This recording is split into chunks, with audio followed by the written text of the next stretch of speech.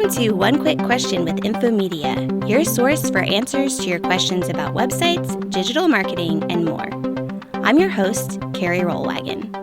On today's episode, we're sharing the recording of our most recent live One Quick Coffee event. We're talking about getting the most out of your content. Instead of having the pressure of producing lots of different ideas for every social media platform and your website and wherever else you want your brand, I'm going to share how to take one idea and get the most out of it, how to turn one post into 10. I've been doing the same with my own brand, The Localist, for a while, and I'm really excited to share some of these great techniques with you. And if you're in the Birmingham area, we'd love to see you on the third Thursday of each month at these live events. We meet over at Little Professor and Pepper Place right across from our office. We have coffee from June Coffee and breakfast tacos from Ladybird Taco. Grab your free tickets in the show notes to this episode or anywhere you find Infomedia, including our social media accounts. I'd love to see you there. And until then, enjoy today's episode. Welcome. This is One Quick Coffee with Infomedia.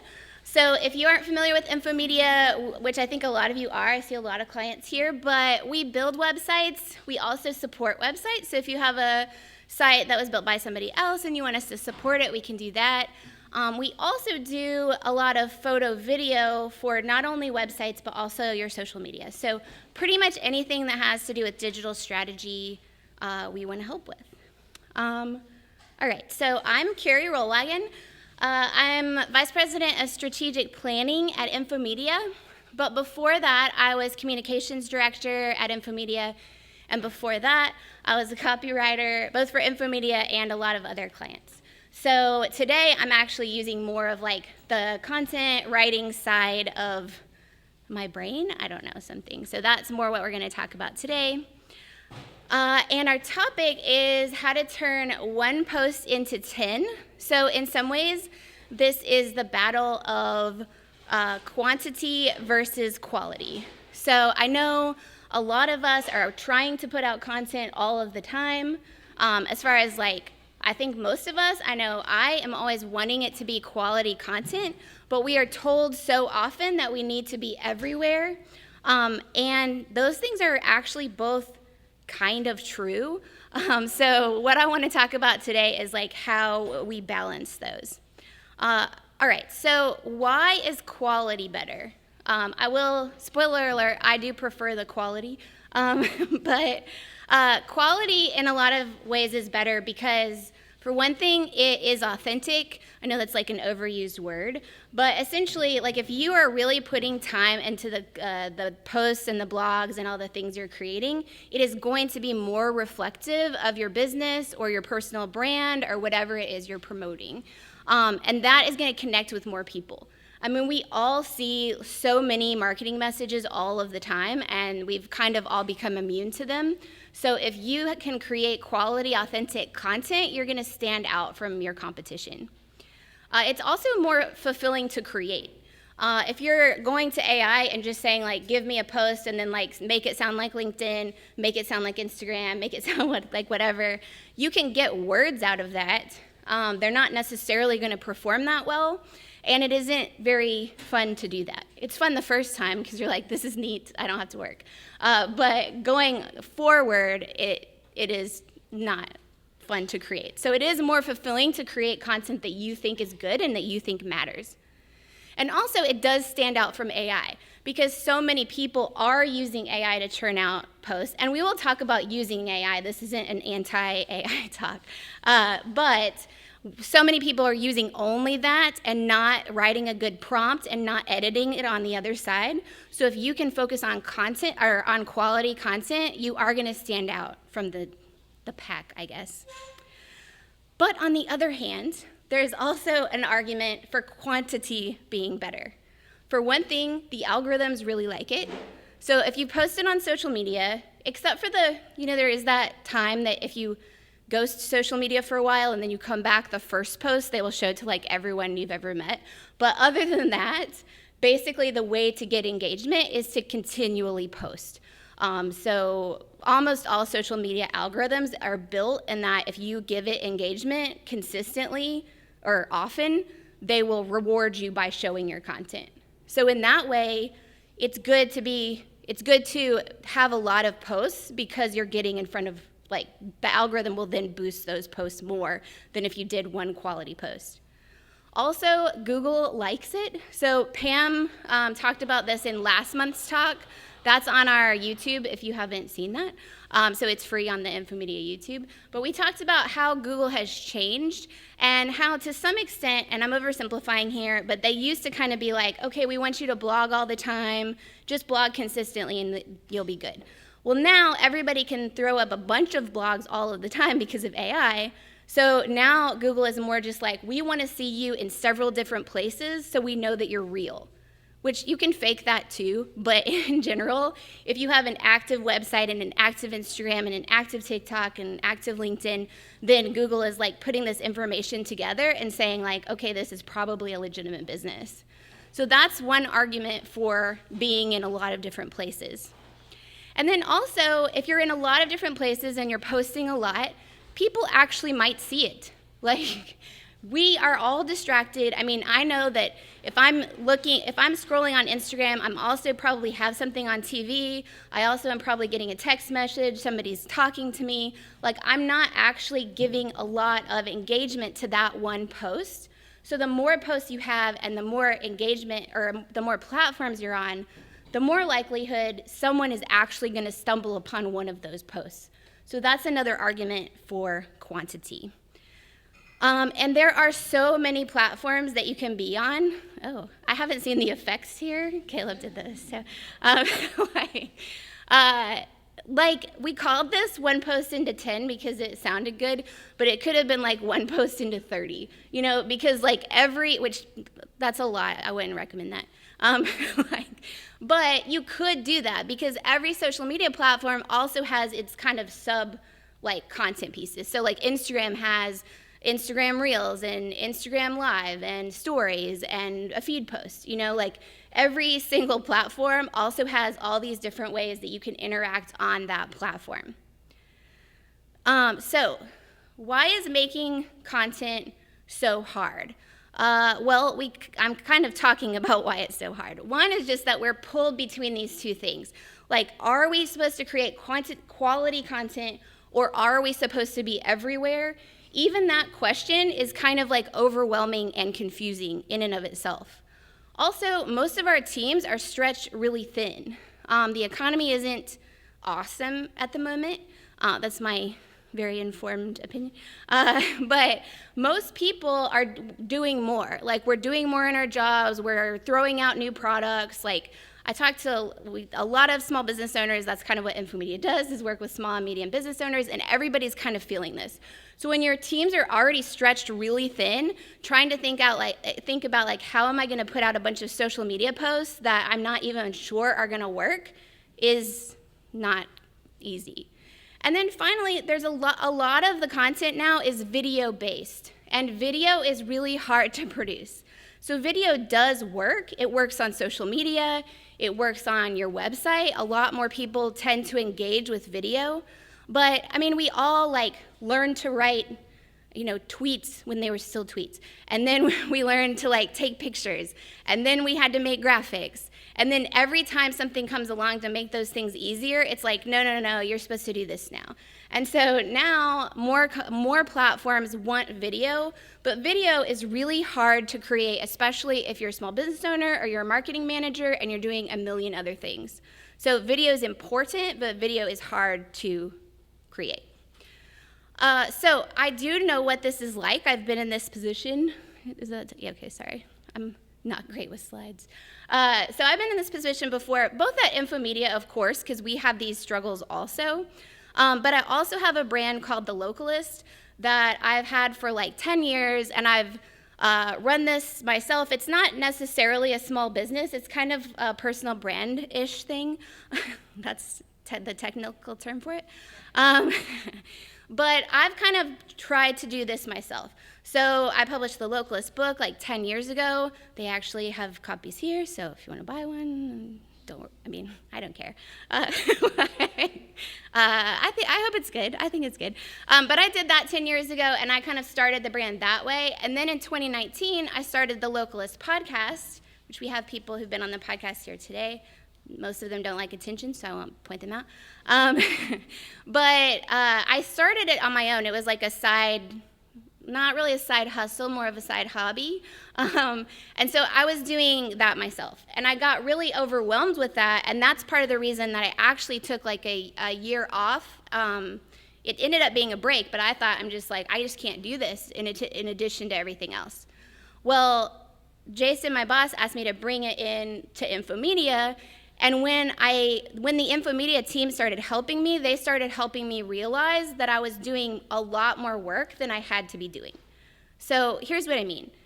When I was doing this on my own, I was doing a weekly newsletter that was original content every week. I was doing a weekly podcast with a guest. So at that time, it would be an hour-long podcast with a guest every week. I was doing original videos for social media, like not about those topics, but just about new things. Original social media posts for whatever platforms I was on, graphics posts myself, which I'm not good at, and then also doing events like this. So it was a lot, especially with a job. And most of you here are probably also, even if you are a marketing manager, you probably have a lot of other jobs to do other than just getting social media content out. So after the team helps me, now I still do that weekly newsletter, and I still do guest episodes, but they were kind of like, Carrie, we don't even like booking this many episodes. Why are you doing this? But I was doing it because I wanted a weekly episode because the algorithm likes that. So they were like, well, you can still have a weekly episode, just do a shorter episode, like a solo episode. And I thought, I don't have time to create the content for that. And they're like, you have the content for that because use your newsletter. I've been doing a weekly newsletter on tips and tricks. You should sign up for my newsletter, by the way. For a few years, and so I had all this content, and at the time I would just put the content out 1 week, and then it's maybe you read it, maybe you didn't, but it was disappearing after that. So I actually look back at my newsletters to come up with content for the solo episodes. So out of that weekly newsletter now, I have ideas for these events, I've done a newsletter on this topic too. I do solo episodes where I literally just print out the newsletter and use that as an outline and kind of riff off of it for the solo episode. And then we make a reel out of that, and we also sometimes do LinkedIn posts. I should do more LinkedIn posts, but we'll see. And then on my guest episodes, we also make a reel, we also make social posts, and I also make a YouTube out of that. So now I'm actually creating more content than I was before, but it's a lot less hectic because I'm not having to constantly generate new ideas. So if you want to kind of do this yourself, the first thing to do is to clarify your why. So I'm not going to get a ton into this. There's a really good talk by Simon Sinek that's it's a TED Talk. I think it's called Golden Circles Theory or something. That's the circles. But it will kind of walk you through the why of your business. You want to focus on your philosophical why, why am I doing this? But also think about your economic why. So if you're a business or you're wanting to make money from this, what do you want people to do? Do you sell a product that people can buy directly from Instagram or TikTok? That's going to be a different strategy than if you're trying to get leads in for your business. Or if you're just saying, I'm just trying to create brand awareness. Or if you are trying to reach people locally versus nationally or internationally, that's going to be a different strategy. You're going to probably want to be on different platforms for that. So first, think about that, because as you're creating all of this content, we're going to make it easier to create all the content, but you still want to make sure that it's doing what you want it to do. All right, so first, I say that choose your core pieces. So for me, those pieces are my newsletter and my guest episodes. And this is where you're really going to focus on quality. I feel like I'm going to mix up those words. But the core pieces is where you are going to spend time on these pieces. They are really going to be strong pieces. This is what is probably going to be more fulfilling for you to create. I would say it's fine to just have one. I wouldn't really do more than two unless you have a big team with you. But this has been really key for me to focus on the core pieces where I really focus on quality. So for me, again, this is my weekly newsletter. I like to sit on this rocking chair in a porch. Just kidding. I did that one time. But I focus on writing my weekly newsletter and getting those guest localist episodes. That's where I'm focusing most of my time, and I'm making sure those are really, really good. So if you want to, when you're thinking about kind of choosing those core pieces for yourself, first start with what is easy or possible for you to produce. So I'm a writer, so writing a newsletter is fairly easy for me. I mean, I do think about it. It's hard, it's hard to come up with good content, but it is really not hard for me to produce that content. So that was really doable for me. Now, when I was doing the localist myself, I only did an audio podcast because that was what I could do. Like now I actually have access to the Infomedia team, and then that makes doing video a lot easier for me. When I was by myself, I do not want to deal with a big video file. It's very frustrating. Anyone in this room who's been with me when I tried to do it is like, yes, don't give Carrie these files. But now that I have access to the team, that does make it easy. And it really will matter. Like, you don't want to choose something that's like, this would be really cool, but it's going to be really expensive or really difficult for you to create. Then think through and make sure it supports your why, and make sure it's repeatable. Like, generally, if you can think of like 10 ideas, like 10, if you want to do a podcast, 10 podcast posts or episodes, whatever they're called, or if you're doing YouTube videos, like 10 ideas for those, then you're probably good. But don't just launch with one idea and then realize like, oh, I actually have no more ideas. So that's important to think through. And then when you're thinking about what can you write about, first start with what do you know about, like what are you a subject matter expert in? Obviously that's important. But also include what are you passionate about. In most social media, if you can include like something, even if it isn't exactly like it depends on your business, but if you can include something that's a little different, like we talk about coffee a lot at Infomedia. Our contact form is always like, have a coffee. We have like one quick coffee. We have a lot of ex-baristas, including me, who work for us. So that's something like, it doesn't really have anything to do with websites, but we can share things like that, and it's just a little more fun, a little more personal. So if you have anything you are passionate about, that is, especially if you're building a personal brand, that's great to include. And depending on the business, it can still be fun and it still be appropriate for that. Obviously, think about like your unique value proposition, what's unique about your business. Think of those frequently asked questions. Like if you're at a party or meeting somebody for the first time and you tell them what you do, where you work, what are those questions that they ask you? So those are really good. That's what also people who are searching want to know. And then if you have keywords or have had any search engine optimization done, that's a good place to look at like building content off of those. You don't have to necessarily incorporate it as like SEO'd content, but it's still a good jumping off point for the kind of topics you should be creating. So is it quality versus quantity? No. Does that have an effect? I don't know. Oh, sorry. Yes. No. I'm very smooth with the slides. It's actually quality first and quantity second. So I think this is how you do it, is you really focus on quality on one or two pieces that you consistently create, and then we go with quantity after that. So how do you do that? So you use those core pieces to create spin-off pieces. I also made up these terms, so these are not things. They're just how I work in my head. So you have those core pieces. First of all, you can rehash the same ideas. This pains me, but it is effective. So you see a lot of people, particularly on TikTok, but probably on Instagram as well, where they are actually taking their highest performing video and just recording it again. It's the same script. They basically look the same, and then it performs again. Part of that is because TikTok's algorithm is not as much based on followers, but that strategy can work. I hate doing it because I'm like, well, I want to reward the people who've been, I don't want to, hit them over the head with this same idea.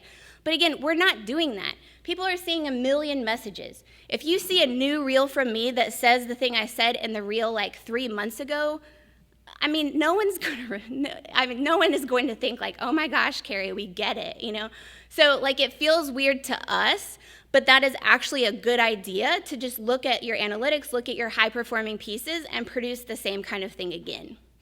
You can also remix the same content. So say you have a blog, and in that blog you have like 4 different points about like a subsection of the blog. You can take those 4 points and make a LinkedIn post out of them. Or you can make 4 LinkedIn posts out of them. And you can also reformat, like try different formats with the same content. So again, you have that blog, you have those 4 pieces on your blog, you can create 4 different graphics and make like a carousel that you swipe through on Instagram where you're just taking each of those points. And again, this is not bothering people. It's actually just like helping your message to stick. But this is the idea of this, like how to make this doable is to focus on those quality pieces and then look at those quality pieces and say, what else can this be turned into? So like for me, the newsletter, now I can turn it into a LinkedIn post if I want. I almost always will turn it into a solo podcast episode. So if you need ideas for how to kind of remix your content, start with whatever your core piece is, and then think like, can I make a short form video of that? Like, which would be like YouTube Shorts, Instagram Reels, Facebook, whatever it's called, you get it. A long form video for YouTube or for your website. A long form text like blogs and newsletters, you can turn those into short form text like social media posts. You can turn that also into graphics posts. You can also just take all of these ideas and kind of mix them into like a carousel of images, of graphics, and of videos. I would say if you are going to do graphics or photos at this point, it is probably good to do them in like a carousel format so you encourage people to swipe through. And again, I wouldn't use like, if you're doing 10 images, like 10 things in a carousel, I wouldn't repeat that same carousel later, but you can have some of those things repeat. Like if we had a picture of One Quick Coffee and it shows up in 2 different carousels, that's going to be fine. All right, so how do you choose your spin-off pieces? First, think about where your audience is. So this goes back to your why. Like, what are you trying to do? How are you trying to make money? Or how are you trying to communicate your message? And then find where that audience is, and that's a good starting point to figure out like where you should be. And then also think about what can easily be created from those core pieces. So we do podcasts, I do a lot of podcasts that are also video, so it's very natural to trim those videos into like a short form video that they then can be a reel or a YouTube short or a LinkedIn video. Like that's very obvious, you know. I can also, sometimes I do write a blog about something that we talked about, but it's way more common than I'm turning that into videos. Or again, the newsletter is more easily turned into like graphics posts or maybe a LinkedIn post, or like I said, I use it as an outline. So also think about like, the point of all this is to not do too much work. So definitely look at those core pieces that you're happy with and that you focus on quality and figure out like, what could I easily do with these? All right, so once you've done that, you want to get organized. The most exciting part of the talk.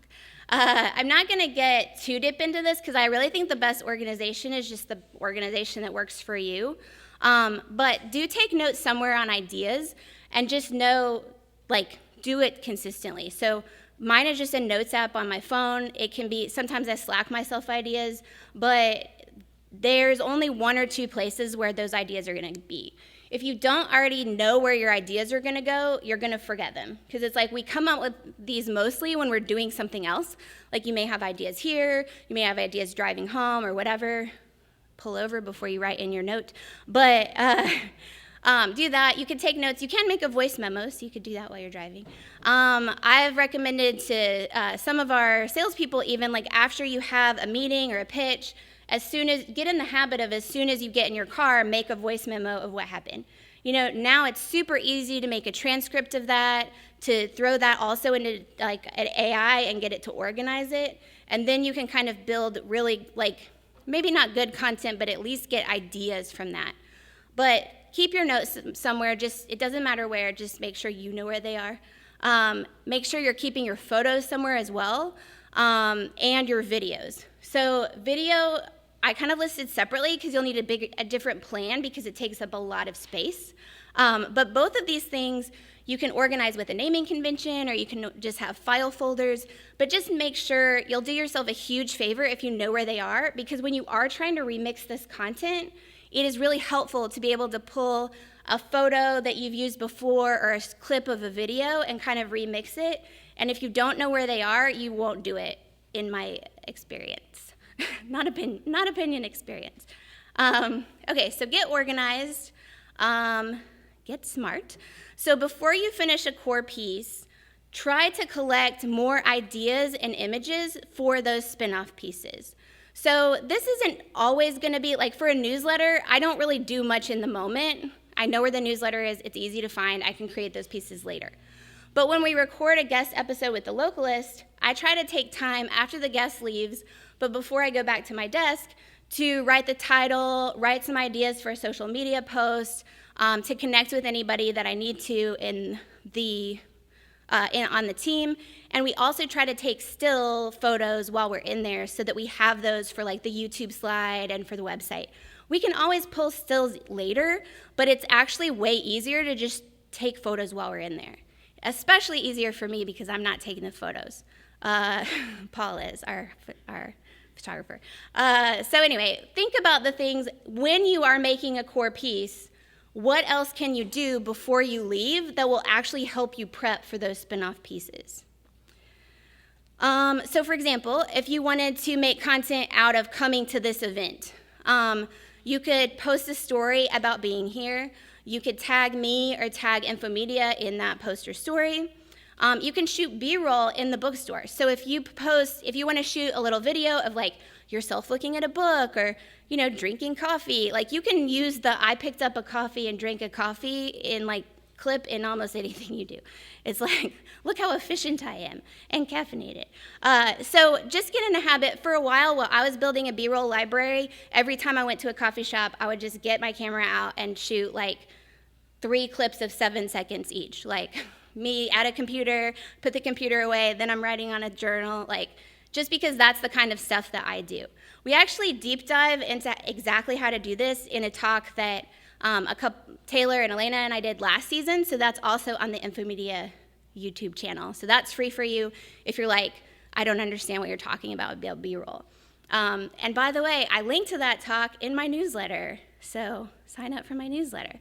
All right, so you could also make notes, again, before you leave, like when you get in the car, just like, here's some things I talked about that I think I could spin into something that I could post on LinkedIn or whatever. And then you can also connect with people on LinkedIn. I am terrible about this, but if you connect with me on LinkedIn, I will accept it. But it is a good best practice.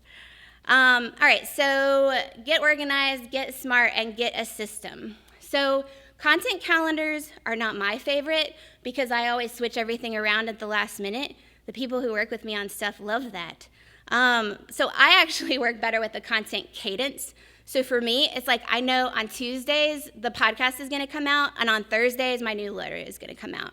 So for me, because this is just a personal project, that's enough. For your business, I would suggest more like a content calendar, so you know, like, hey, we're about to promote this holiday is coming up, we may want to avoid these days, that kind of thing. So figure out when your content's going to be. If you can, figure out like a way to batch work or use theme days or anything to make this more livable for you that's helpful. So for me personally, I hate batching my core pieces. If I write 5 newsletters at a time, I will trash them all because I don't like them, and then I'll have to rewrite them.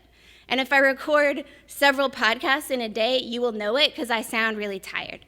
I feel like you can always tell when people batch their podcasts. I do batch the solo episodes though, because to me those are spin-off pieces. So for me personally, I don't batch the core pieces because that just doesn't work for me, but the spin-off pieces are like the kind of more of the icing on the cake for me, so I don't mind batching those things. If you can use templates, like my newsletter is the same format every time, that makes it a lot easier for me, that's good. And then I would say at least schedule time on your calendar for those core pieces. Again, I kind of fit the spin-off pieces in as I can, but I at least, the localist guest episodes, obviously I'm scheduling, someone has to show up, so I also have to be there.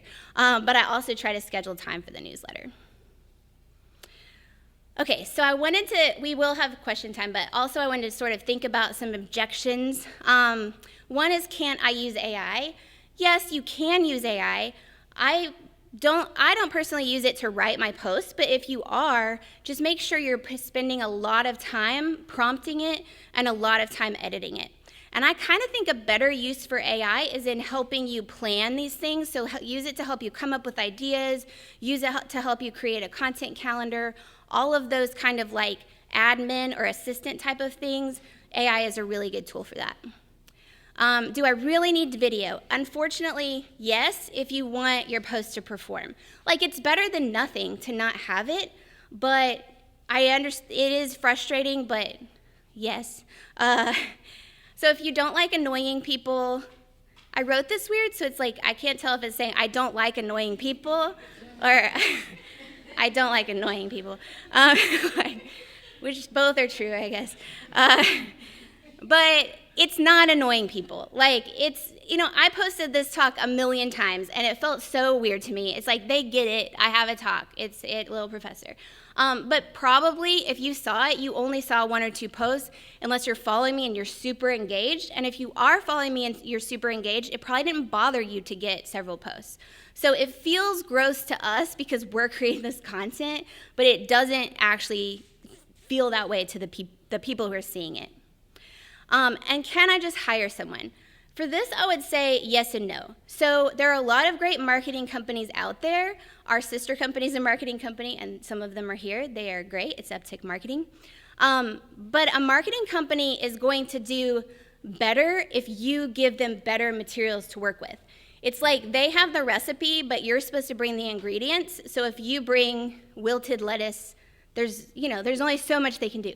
And what I mean by that is the wilted lettuce in this situation is like bad iPhone photos, bad videos. It's hard for us to shoot in our own spaces because the junk that's around us kind of disappears to us, and then it's like not great. It doesn't mean you can't do that, but the better assets you give a marketing company, the better they're gonna do. Otherwise, they're kind of limited to photos, sometimes stock photos, sometimes graphics. And those aren't bad. That is definitely better than nothing, but it's not going to perform the best. So we actually created this product at Infomedia for exactly this thing. So if you're an Infomedia client, great. But if you're not, this is also for you because it's not about a website, so you can use it no matter what. But it's called the Creative Marketing Toolkit, and we actually built a social media studio in our office where we actually record the localists, but we also record reels and other content for small businesses and for our clients. So how it works is if you get a Creative Marketing Toolkit, we priced it at a reasonable price point because you can also hire us to come out and shoot at your office for half a day, but that is it's not an insignificant investment, so we wanted something at a lower price point. So what we do is if you come in and get a Creative Marketing Toolkit, you just come to the studio, you would have already told us what you want to focus on, and we have an interviewer who just talks to you. It's almost like you're on a podcast, only you control if anyone's seeing it. So we just talk to you, and then out of that video, we trim short form videos that we give to you. So you could use those on YouTube Shorts, on Reels, on LinkedIn, wherever. We also can do a longer video, so you could use that on YouTube. You could put on your website. Like you could use this to do your about video or to do whatever other video you want. For some reason it escapes me on your website. We also write blogs from that interview. So it's like you just come in and talk about your business, and then we write the stuff from that interview, and we can also write social posts from that. Thanks for listening to our live One Quick Coffee event. If you're in the Birmingham area, we'd love to see you on the third Thursday of each month at Little Professor. Free tickets are available wherever you find Infomedia, on our blog, social media, and YouTube channels. One Quick Question is brought to you by Infomedia. We're a web service company, so that means we can do whatever you need for your website, whether that's shooting video, writing copy, incorporating digital marketing, or even redesigning your whole site. To meet with us, just head to infomedia.com and fill out that contact form. We'd love to help. One Quick Question is developed and hosted by me, Carrie Rollwagen. Find show notes, including links to what we talked about on the podcast today, at infomedia.com/quickquestion. Our producer is Elena Harmond, our theme music is by Brad Davis, and sound engineering is done by our in-house media team, including Paul Bryant, who's in the studio with me today. And I'll leave you with this thought. A real expert helps to clarify, not confuse. So don't take website advice from someone who can't give you a straight answer.